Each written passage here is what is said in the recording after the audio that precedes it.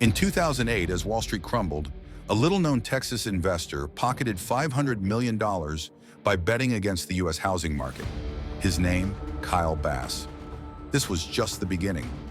Over the next decade, Bass waged financial war against Japan, China, and the Federal Reserve, earning enemies, death threats, and a reputation as Wall Street's most dangerous prophet.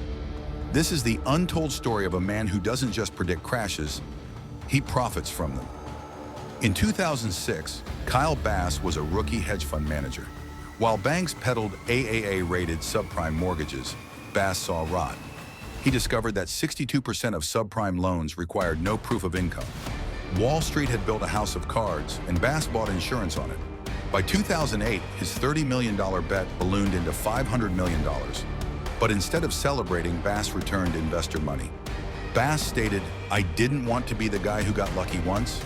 Critics called him arrogant. They had no idea what was coming next. In 2010, Bass turned his sights on Japan.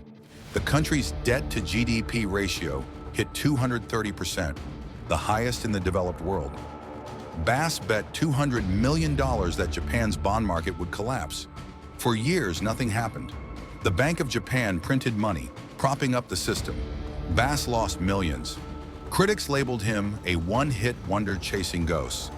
Then in 2013, the yen crashed 20% in months, and Bass's funds surged 78%. But he had found a bigger target.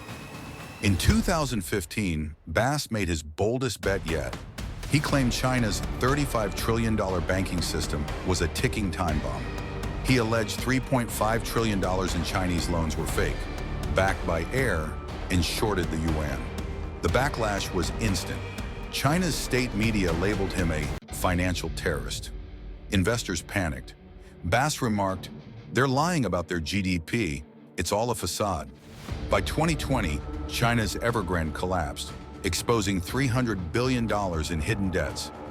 Bass's funds soared again, but critics asked, was this skill or luck? In 2020, Bass declared war on the Fed. He accused Jerome Powell of murdering the dollar with endless money printing. He bought physical gold and Bitcoin, calling them the only safe havens. As inflation raged in 2022, Bass faced a new enemy, his own reputation. A whistleblower claimed, Bass exaggerates risks to scare clients into high-fee bets. Even former allies turned against him. Yet Bass remained defiant. Today, Kyle Bass manages $2 billion from a Texas ranch, far from Wall Street. He's shorting commercial real estate, warning of a 50% crash. Is he right again? Or finally out of touch? Bass stated, "People hate me because I tell the truth, but truth doesn't care about feelings. Love him or loathe him, one thing's clear. Kyle Bass lives by his own rules, and the world watches." Kyle Bass is more than a trader.